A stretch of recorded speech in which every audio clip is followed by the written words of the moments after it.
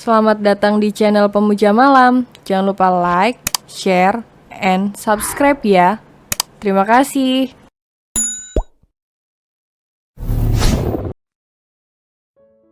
Episode 20. Rasa rindu tiba saja menyeruak. Noran tak tahu, akibat perbuatan ayah Nazila yang mendua, mengakibatkan luka mendalam baik pada ibunya pun Nazila. Tapi dirinya justru menambahkan cuka dan garam ke luka yang pasti masih basah tersebut.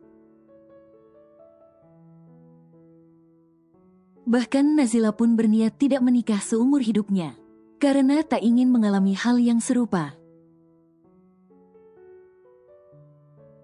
Tapi dirinya justru membuat Nazila mengalami hal yang tak jauh berbeda dengan sang ibu. Noran mengutuk dirinya sendiri yang tak pernah peka terhadap sekitar. Ia mengutuk dirinya sendiri karena sudah berlaku kejam pada Nazila. Bahkan di saat titik terendahnya pun Noran tak ada di sisinya. Betapa ia suami yang jahat dan kejam serta tidak berperasaan. Seharusnya ia mencoba menerima pernikahan itu dengan hati yang ikhlas. Seharusnya ia menyadari mungkin Nazila memang jodoh yang ditakdirkan Allah untuknya. Bukankah segala sesuatu ada hikmahnya? Tapi ketidakpekaannya membuat semuanya kacau balau. Ia tak tahu di mana kini Nazila berada. Mungkinkah ia memiliki kesempatan untuk memperbaiki? Asal kau tahu, Nazila tak pernah sekalipun menceritakan apa yang ia alami. Justru aku sendiri yang melihatmu bersama seorang gadis. Sambil bergandengan mesra masuk ke sebuah restoran. Sungguh nasib Nazila sangat miris harus menikah dengan lelaki seperti dirimu. Padahal saat ini seharusnya menjadi momen yang paling membahagiakan pada pasangan suami istri. Tapi kini Nazila terpaksa harus melaluinya seorang diri. Aku hanya berharap, dimanapun mereka berada, mereka selalu dalam lindungan Allah SWT. Tukas Bi Arum sambil tersenyum pedih. Ia lantas segera berdiri, hendak pergi dari sana. Mereka, apa maksudnya? Gumam Noran tanpa sadar. Rum, apa maksud perkataanmu tadi? Tanya Diana yang kini ikut berdiri. Noran pun mendekat untuk mencari jawaban atas pertanyaan yang sama. Bi Arum tersenyum sinis. Kalian cari tahu sendiri. Pungkasnya kemudian ia segera pergi dari sana, meninggalkan kedua orang yang sedang dalam kebingungan. Setelah Diana dan Bi Arum pergi, Noran kembali duduk di sofa ruang tamu dengan perasaan gamang. Ia tak mengerti, mengapa Nazila tiba-tiba pergi seperti itu? Apa karena pertengkaran terakhir mereka? Ditambah ia tidak hadir di saat titik terendah Nazila, karena kehilangan ibunya untuk selama-lamanya. Noran meremas rambutnya frustasi, apalagi saat ia mengingat cerita Bi Arum tadi betapa menderitanya Nazila selama ini. Kemudian ia menambah kepedihan itu dengan sikapnya. Noran pun kembali mengingat pertengkaran terakhir mereka. Entah mengapa sebersit rasa bersalah seakan menggerogoti jantungnya. Perasaannya mulai gamang, keraguan menerpa. Mungkinkah Nazila bisa bersikap sedemikian, hingga mempermalukan Sarah di hadapan orang banyak? Tapi ia telah mengenal Sarah cukup lama. Apakah mungkin Sarah membohongi dirinya? Setelah mendengar penuturan Ferry tempo hari, Noran langsung menghubungi Sarah untuk mendapatkan konfirmasi tentang bagaimana peristiwa itu terjadi. Sambil terisak, Sarah menceritakan kalau ia dipermalukan oleh Nazila di sebuah restoran yang ada di Angkasa Mall. Untuk memperkuat penuturannya, ia juga meminta temannya menghubungi Noran dan menjelaskan apa yang terjadi. Alhasil, Noran termakan kebohongan Sarah sehingga amarahnya meledak. Bodohnya dirinya tidak meminta penjelasan Nazila dahulu. Bahkan ia mencemoohnya tanpa ampun. Setelah pertengkaran itu, Nazila juga tidak pulang setelah tiba-tiba pergi. Karena sebuah panggilan telepon yang ia tidak tahu dari siapa itu. Seharusnya saat itu ia mencari tahu. Seharusnya ia menghubunginya terlepas mereka masih terlibat pertengkaran. Bagaimanapun Nazila masih istrinya. Tapi ia malah mengacuhkan hingga tidak menghubunginya berhari-hari. Bego, lu emang bajingan, Noran. Seharusnya lu bisa bersikap bijak bukannya bersikap acuh tak acuh kayak gitu. Gimanapun Nazila itu istri lu. Astaga, kamu kemana sih, lah? Noran merutuki dirinya sendiri yang begitu bodoh. Seandainya ia lebih bijak dalam bersikap, tentu semua persoalan ini takkan menjadi kian rumit. Tiba-tiba perut Noran kembali seperti diaduk-aduk bahkan diobok-obok. Dengan langkah lebar, Noran bergegas menuju wastafel dan memuntahkan isinya. Pernah ia berpikir asam lambungnya lah yang naik.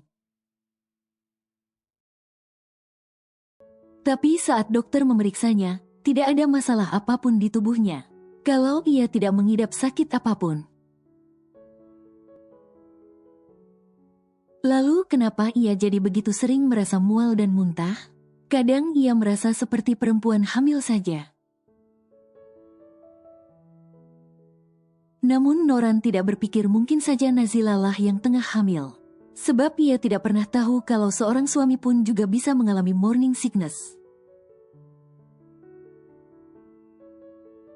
Yang lebih sering disebut sindrom COVID atau kehamilan simpati. Tubuh Noran seketika melemas apalagi sejak kepulangannya semalam. Ia belum menyantap makanan sedikit pun. Hanya air putih saja yang masuk ke dalam kerongkongannya, tak ada yang lain. Dengan langkah sempoyongan dan tangan berada di atas perut, Noran berjalan menuju kamarnya. Ia belum bisa berpikir jernih harus mengambil tindakan apa. Apalagi rasa mual itu masih begitu mengobok-obok isi perutnya. Mungkin bila ia mencium sesuatu yang tidak enak sedikit saja, ia akan kembali memuntahkan isinya. Saat berjalan, tanpa sadar, Noran malah menuju kamar Nazila. Ia baru sadar saat telah berdiri di depan kamar yang tertutup rapat itu. Ia memantung sambil menatap handle pintu. Entah mengapa, ia ingin sekali kembali masuk ke dalam sana. Tadi ia masuk ke sana hanya untuk memeriksa keberadaan Nazila. Tapi ternyata tempat itu kosong. Setelah berpikir sejenak, Noran pun masuk ke dalam kamar yang dekorasinya masih seperti semula. Tidak ada yang berubah, tapi entah mengapa, udara di dalam sana terasa begitu menenangkan dan menyegarkan. Bahkan rasa mual yang tadi sempat menyerbunya seketika hilang. Mata Noran mengedar memandangi sekitar. Tak ada satupun barang Nazila yang tertinggal. Seingatnya memang saat merawat Nazila sakit, ia tidak melihat banyak barang Nazila. Sepertinya ia memang tidak membawa banyak barang. Mungkin inilah tujuannya, saat ia pergi, ia tidak perlu membawa banyak barang. Noran menarik nafas panjang, ia sadar, dirinya tak pernah memperhatikan istrinya itu. Lalu Noran mendekati nakas di samping ranjang dan membuka satu persatu lacinya. Hingga ia menemukan sesuatu yang membuat matanya membulat. Kartu debit yang sempat ia berikan ternyata ada di dalam sana. Ternyata Nazila tidak membawanya. Perasaan bersalah itu kian menggerogoti hati dan jantungnya. Betapa ia sebagai seorang lelaki juga suami yang sangat buruk. Noran terduduk lesu di atas ranjang. Perasaan nyamannya tadi kini berganti perasaan bersalah yang kian menyesakkan jiwa. Noran memejamkan matanya sejenak. Baru saja ia hendak berdiri. Tangannya seperti menyentuh sebuah benda segi empat yang keras tertutup bantal guling. Ia pun segera menggeser bantal guling itu dan menemukan ponsel Nazila yang dalam keadaan mati. Noran pun bergegas menghubungkan ponsel itu ke kabel charger. Hingga beberapa saat kemudian tampak ponsel itu mulai terisi daya. Dan Noran pun segera menyalakannya. Sip. Empatnya saat melihat ponsel itu ternyata memiliki password. Dan ia tidak tahu apa passwordnya. Mata Noran menyipit saat melihat notifikasi yang tak henti-hentinya masuk. Lah, lu di mana? Kok nggak bisa dihubungi sih? Lah, kamu kemana? Kenapa tiba-tiba resign? Ila, kamu kenapa? Please balas pesan aku. Ila, lu kemana sih? Jangan buat gue sama Kevin khawatir. Hei, Jala. Gue harap lu lekas pergi sejauh mungkin. Karena lu gak pantas menjadi pendamping Noran. Sekali bitch tetap aja bitch. Gak tahu malu, dasar benalu. Udah tahu Noran mencintai orang lain, bukannya pergi malah bertahan. Lu pikir lu bisa mendapatkan hati Noran? Hai, bitch. Gue harap bitch kayak lu segera lenyap lu dari muka bumi ini. Noran tertegun di tempatnya. Saat melihat satu persatu notifikasi pesan yang masuk ke ponsel itu, beberapa pesan masuk ia yakini merupakan pesan dari Karin dan Kevin. Tapi ada beberapa pesan yang membuatnya penasaran. Apakah itu teror? Tapi siapa yang melakukan itu? Ia pun segera menghubungi Jay. Berharap ia bisa membantunya membuka ponsel itu tanpa menghapus datanya. Bagaimana? Kamu bisa? Tanya Noran pada Jay yang sedang menghubungkan ponsel Nazila dengan laptop miliknya. Ia baru saja datang setelah mendapatkan panggilan dari Noran. Jay mengangguk, tak butuh waktu lama, Jay berhasil membuka ponsel itu. Noran yang sudah tak sabar, segera mengambil ponsel itu dan memeriksa pesan masuk yang jumlahnya sangat banyak. Matanya terfokus pada pesan tanpa nama pengirim. Dibacanya semua pesan masuk yang ternyata mulai dikirim sejak hari pertama pernikahan mereka. Ia tak mengerti, mengapa Nazila tak pernah memberitahukan semua itu padanya. Lalu ia membaca pesan yang terakhir kali dikirim. Matanya seketika membulat saat melihat beberapa foto dirinya dan Sarah. Tangannya mengepal, ia yakin. Pesan inilah yang memaksa Nazila mengambil keputusan pergi tanpa pamit. Kurang ajar, sebenarnya siapa yang sedang main denganku? Sepertinya aku harus mulai bertindak, tapi Noran kembali memperhatikan foto itu. Bukankah kejadian itu terjadi di dalam kamar hotel? Dan bagaimana bisa ada yang mengambil foto itu? Orang yang mengambil gambar itu sepertinya begitu ahli. Sampai bila orang lain yang melihatnya akan segera salah paham. Bagaimana mungkin? Siapa yang mengambil foto itu dan mengirimkannya pada Nazila? Apakah mungkin ada orang lain di sana? Tapi siapa? Sepertinya ini sudah direncanakan dengan baik. Apa mungkin ini perbuatan Sarah? Gumamnya dengan penuh tanda tanya. Noran tampak sibuk dengan berkas di hadapannya, tapi tidak dengan pikirannya.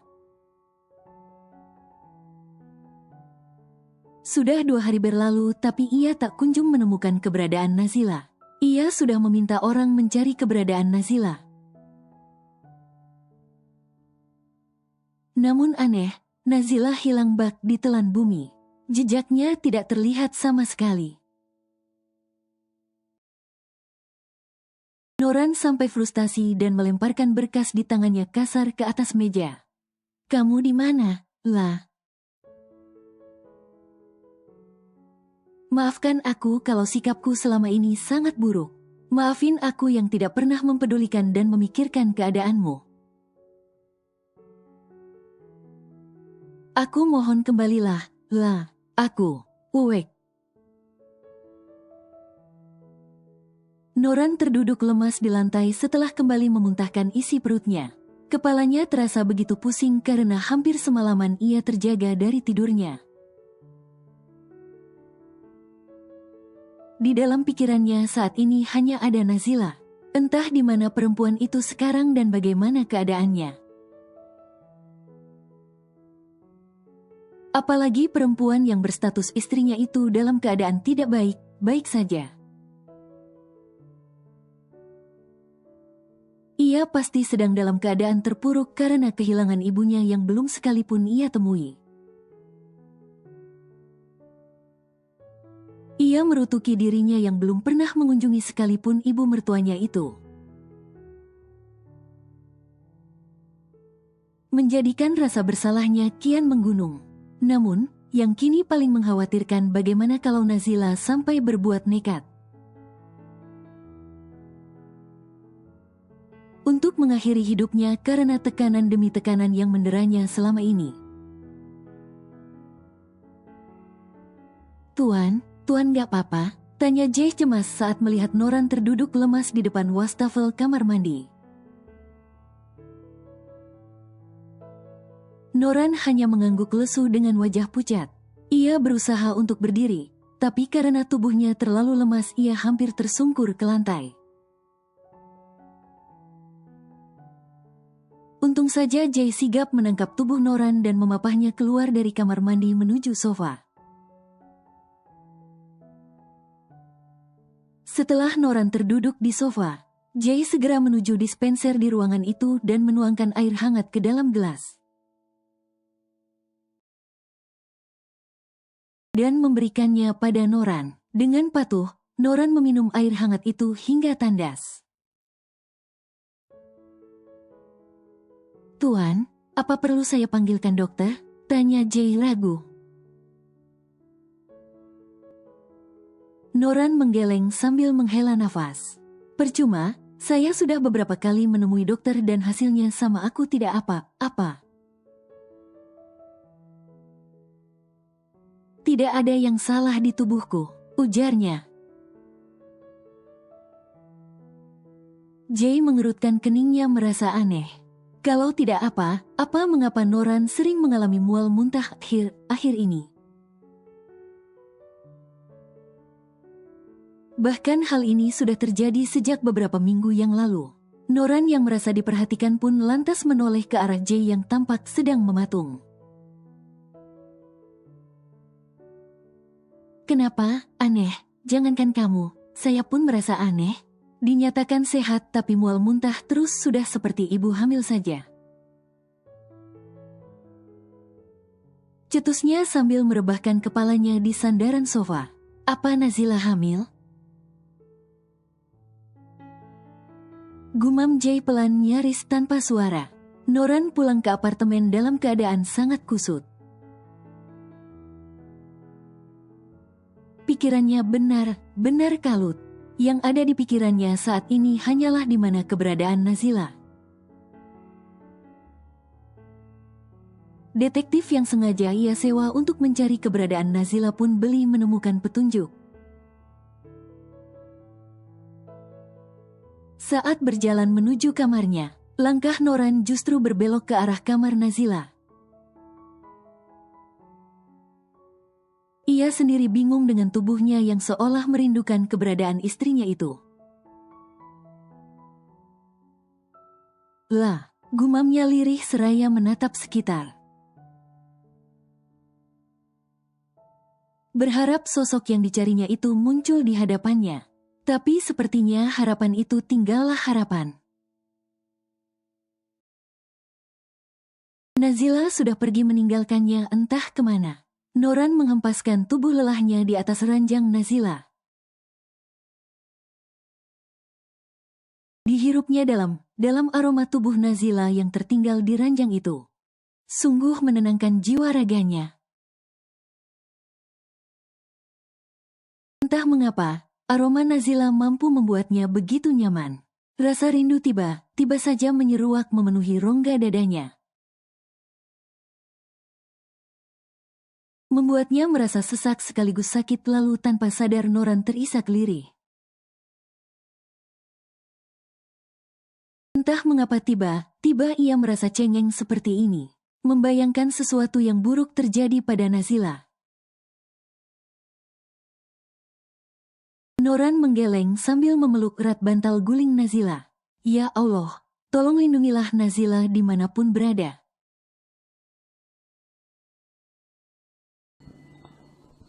Bersambung.